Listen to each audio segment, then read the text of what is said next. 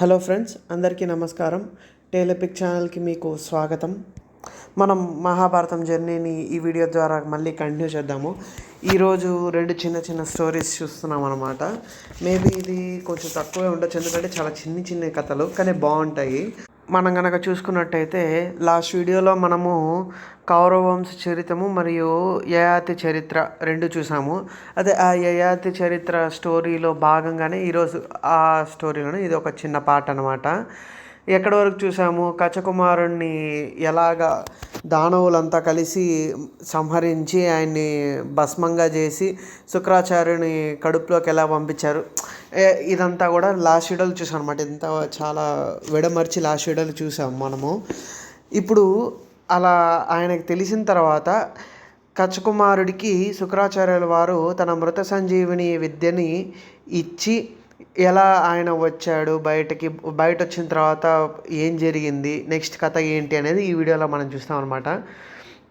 మనకు తెలిసిందే కదా, శుక్రాచార్యుల వారు ఆల్రెడీ చెప్తారు ఏమని, నువ్వా నేనా ఇద్దరిలో ఒకరే వస్తారు అంటే తన కూతురైన దేవయాని బాధపడి నాకు ఇద్దరూ కావాలా అన్నట్టుగా అన్నప్పుడు శుక్రాచార్యుల వారు సరే అని చెప్పేసి మృత సంజీవిని విద్యని కచకుమారునికి నేర్పించడానికి సిద్ధమవుతాడనమాట. అప్పుడు అలా నేర్పించిన తర్వాత ఆయన మృత సంజీవిని దాన్ని ఒకసారి ప్రాక్టీస్ చేస్తారు. ఎవరు? శుక్రాచార్యుల వారు. అలా ప్రాక్టీస్ చేయగానే శుక్రాచార్యుల వారి కడుపులో నుంచి చీల్చుకొని కచకుమారుడు బయట వచ్చేస్తాడు. అలా ఆయన బయట వస్తాడు. ఆయన బయట రాగానే చాలా ఎంతో వెలిగిపోతూ చాలా బాగుంటాడు అనమాట ఆయన. సరే, ఇలా ఆయన బయట రాగానే శుక్రాచార్యుల వారు వెంటనే మరణిస్తారనమాట. ఎందుకు అంటే ఆయన కడుపు చీల్చుకొని వస్తాడు. ఒక మనిషి కడుపులో నుంచి ఇంకొక మనిషి రావడం అనేది తెలిసిందే కదా. మన ఉన్న ఆర్గాన్స్ అన్నీ చీలిపోతాయి. అలా చీలిపోవడం వల్ల శుక్రాచార్యుల వారు మరణిస్తారు. కచకుమారుడు బయట రాగానే చూస్తారనమాట. శుక్రాచార్యుడి పరిస్థితిని చూసి, ఓకే, నాకు ఈయన విద్య నేర్పించారు అంటే ఆయన నాకు గురువు అంటే తన తండ్రి అయినా తల్లి అయినా అంత గొప్పవాడు తన గురువు అని ఆలోచించి సరే అని వెంటనే ఆయన మృత సంజీవిని మళ్ళీ ప్రాక్టీస్ చేస్తారు. ఎవరు? కచకుమారుడు. ఇలా మృత సంజీవిని ప్రాక్టీస్ చేయగానే శుక్రాచార్యుల వారు మళ్ళీ పునర్జీవిస్తారనమాట. దీంట్లో ఈయన ఇంకోటి కూడా అనుకుంటాడు. ఎవరు? కచకుమారుడు. ఏమని అంటే, మన గురువుని కానీ ఎవరినైనా కూడా బాధ పెడితే అది చాలా నెగిటివ్గా వెళ్ళిపోతుంది. మనము అలా చేయకూడదు. వాళ్ళకి మనం గ్రేట్ఫుల్గా ఉండాలి. వాళ్ళు మనకి విద్య నేర్పిస్తున్నారు కదా, అందుకు చాలా గ్రేట్ఫుల్గా ఉండాలి అన్నట్టుగా ఆయన మనసులో అనుకుంటాడు. అలా మనసులో అనుకుంటాడు. అది పక్కన పెడదాం. శుక్రాచార్యుల వారు పునర్జీవించి వస్తారనమాట. ఆయన పునర్జీవం చెందగానే కచకుమారుడు వెంటనే గురువుకు చేయాల్సినవన్నీ చేస్తాడు. ఏమిటి? శిష్యుడు కదా, శిష్యుడిగా ఒప్పుకున్నట్టే కదా, ఆయన విద్య నేర్పించాడు కదా, గురువుకు చేయాల్సినట్టు చేస్తాడు. దాని తర్వాత శుక్రాచార్యుల వారు మొత్తం మళ్ళీ గ్రహించుకుంటారు. ఎందుకు ఇదంతా జరిగింది, అసలు ఎలా వెళ్ళాడు అంటే, చూసాం కదా లాస్ట్ వీడియోలో, ఆయనకి మందు తాగిచ్చి ఆయన చేత లోపలికి పంపిస్తారు. కాబట్టి శుక్రాచార్యుల వారు వెంటనే ఒక శాపం ఇస్తారనమాట. ఏంటి అంటే, ఎవరైతే ఇలా మధుపానం చేస్తారో వారి యొక్క బ్రహ్మచర్యం కానీ అలా ఏవైతే చేసుంటారో అవన్నీ కూడా బ్రాహ్మణత్వం కానీ అవన్నీ పోతాయి, అవన్నీ లేకుండా పోతారు. అలాగే ఇహలోకాల్లోనూ పరలోకాలను వాళ్ళకి గతులు కూడా పుట్టగతులు కూడా లేకుండా పోతారు అన్నట్టుగా శపిస్తాడనమాట. ఇది వినిన తర్వాత నాకు అనిపించింది, ఈ స్టోరీ ఇక్కడ ఈ లైన్ చదివిన తర్వాత ఏమనిపించింది అంటే, ఎలా మధుపానం అనేది మన బుద్ధిని కానీ ఎలా మందంగా మార్చేస్తుంది అనేది మనము అర్థం చేసుకోవాలన్నమాట. అందుకని మనకి ఇండైరెక్ట్గా స్టోరీ రూపంలో ఇలా మందును కానీ మధుపానాన్ని ఎక్కువ తీసుకోవద్దండి అన్నట్టుగా, అసలు మధుపానమే తీసుకోవద్దండి అని అన్నారనమాట. మన పూర్వీకులు ఎంతో ఆలోచించి ఇలా శాపం రూపంలో చెప్పారనమాట. అంటే చాలామంది కూడాను రిలీజియస్ పర్పస్ కోసమైనా మందు మానేస్తారు అన్నట్టుగా. సరే, అది తర్వాత ఏమవుతుంది, ఇక్కడ మృత సంజీవిని నేర్చుకునేస్తున్నాడు.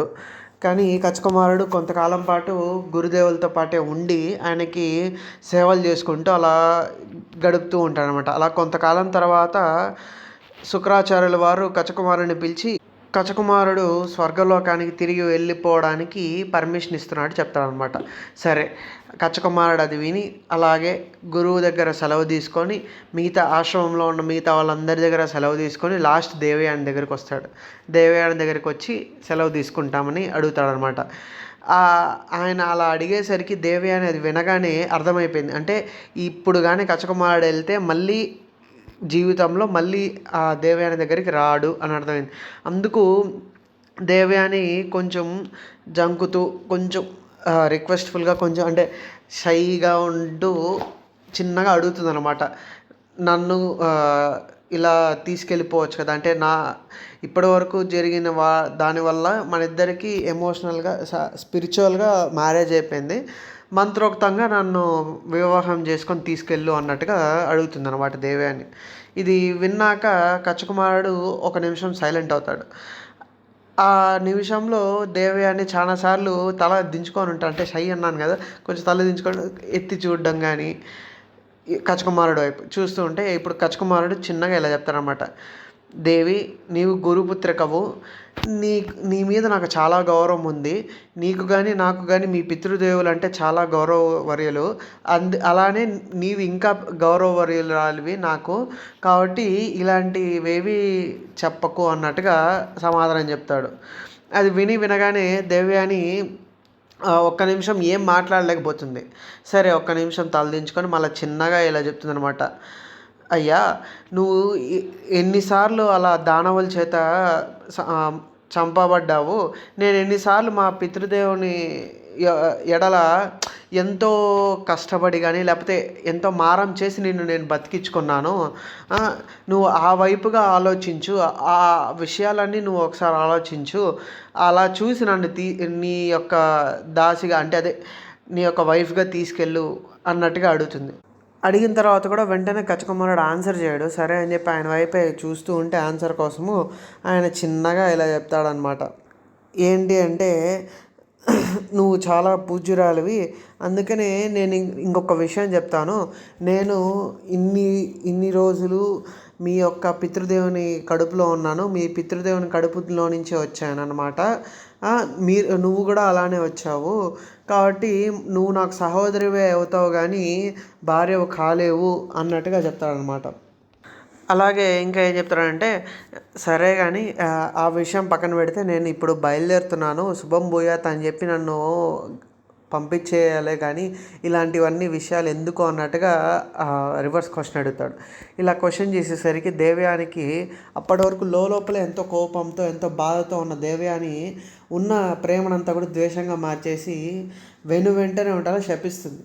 ఏమని, నువ్వు ఏ విద్య కోసమైతే వచ్చి ఇలా ఇన్ని నాటకాలు ఆడినట్టుగా చేసి నేర్చుకున్నావో ఆ విద్య అనేది నీకు ఫలించదు, అంటే ఆ విద్య నీకు నువ్వు ఎప్పటికీ అది దాంట్లో సక్సెస్ సాధించలేనట్టుగా శపిస్తుంది అనమాట. ఆ శాపం వినగానే కచ్చకుమారుడు వెంటనే, దేవి, నువ్వు ఇలా నన్ను శపించడము కరెక్ట్ కాదు. నేను నీ పరంగా ఎప్పుడూ కూడా లైన్ క్రాస్ చేయలేదు. నేను కరెక్ట్గానే ఉన్నాను, చాలా రైట్ఫుల్నెస్తోనే ఉన్నాను. నువ్వు ఇలా నన్ను శపించడం కరెక్ట్ కాదు అన్నట్టుగా అని కోపాన్ని పైకి చూపించకుండానే నెక్స్ట్ సెకండ్ ఒక్క నిమిషం ఆలోచించి ఇలా అంటాడనమాట. నువ్వు నన్ను ఊరికనే శపించావు కదా, దానికి కౌంటర్గా నేను నిన్ను ఇలా శపిస్తున్నాను. ఏమి అంటే, నిన్ను ఏ బ్రాహ్మణుడు కానీ వివాహం చేసుకోడు అని శపిస్తాడనమాట పాపం దేవయాన్ని. మళ్ళీ ఇంకోటి కూడా చెప్తాడనమాట, నువ్వు నన్ను రైట్ఫుల్గా శపించలేదు కాబట్టి నీ శాపం అనేది ఫుల్గా పనిచేయదు. అఫ్కోర్స్ నేను ఆ విద్యను ప్రాక్టీస్ చేస్తే కరెక్ట్గా రాకపోవచ్చు, కానీ నేను ఎవరికైతే ఆ విద్యని అందిస్తానో వాళ్ళు ఆ మృత సంజీవిని విద్యని ప్రాక్టీస్ చేయగలుగుతారు అని చెప్పేసి ఆయన వెళ్ళిపోతాడు. అంతటితో ఆ కథ సమాప్తం అవుతుంది. ఇప్పుడు నెక్స్ట్ స్టోరీకి ఫౌండేషన్ వేసినట్టుగా అనమాట. ఇక్కడ ఏమవుతుందంటే, రాక్షసరాజు యొక్క పుత్రిక శర్మిష్ఠ మరియు దేవయాని, శుక్రాచార్యుని పుత్రిక దేవయాని, వీళ్ళిద్దరూ ఫ్రెండ్స్ అని అనుకోవచ్చులే. వీళ్ళిద్దరూ కలిసి ఒకరోజు అరణ్యంలోకి వెళ్తారు. అరణ్యంలోకి వెళ్ళి అరణ్యం అంతా తిరుగుతూ ఉంటే ఒక సరస్సు కనిపిస్తుంది. ఆ సరస్సు చూడగానే వీళ్ళు వెంటనే తమ వస్త్రాలు తీసి ఏవైతే స్నానానికి కావాల్సిన వస్త్రాలు మాత్రమే కట్టుకొని అలా సరస్సులోకి దిగేస్తారనమాట. దిగి వాళ్ళు ఆడుకుంటూ ఉంటారు.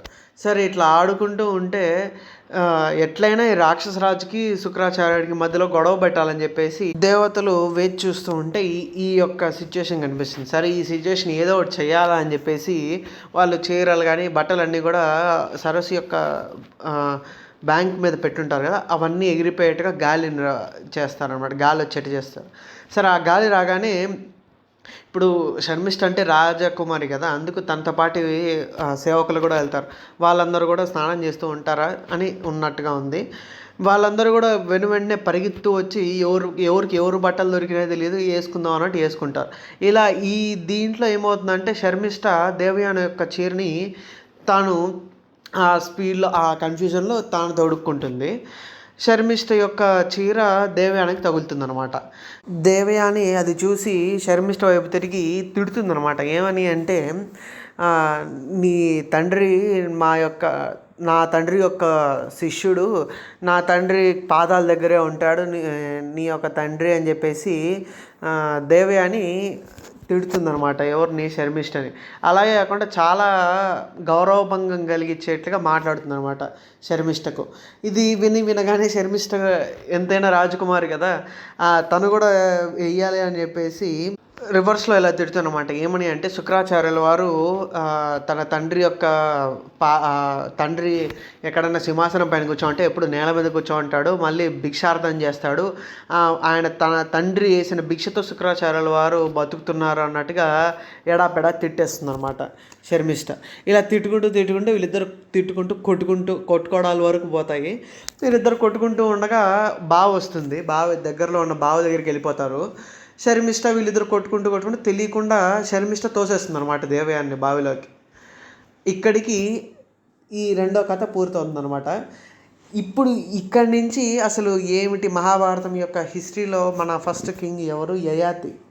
యయాతి గురించి అన్నాం కదా, ఇక్కడ వస్తాడనమాట యయాతి మహారాజు గురించి, దేవయానికి యయాతికి మధ్యలో జరిగిన దాని గురించి, యయాతి షర్మిష్ఠను కూడా వివాహం చేసుకుంటాడని ఉంది. ఆ స్టోరీ అంతా కూడా మనము నెక్స్ట్ వీడియోలో చూద్దాము. Thank you for being with me till the last of the video. మన మహాభారతం జర్నీని ఇలాగే సక్సెస్ఫుల్గా కంటిన్యూ చేద్దామని అనుకుంటున్నాను. Thank you. Please subscribe, like, share and subscribe my channel Tale epic.